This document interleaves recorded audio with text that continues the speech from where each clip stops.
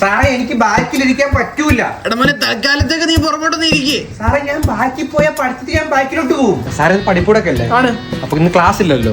സാറിന്റെ വീട്ടിലോട്ട് വന്നു കഴിഞ്ഞാൽ കുറച്ച് ഡൗട്ട്സ് ഒന്ന് ക്ലിയർ ചെയ്ത് തരാൻ പറ്റും? What is thermodynamics? സാർ ഒരു ഡൗട്ട്.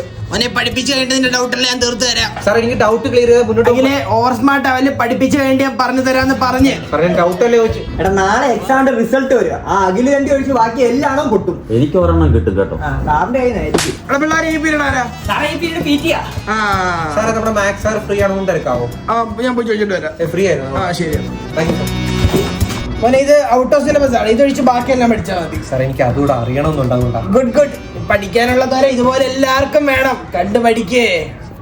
സാർ ഒന്ന് പറഞ്ഞത്. നിങ്ങൾ എഴുതിയ എക്സാമിന്റെ റിസൾട്ട് വന്നിട്ടുണ്ട്.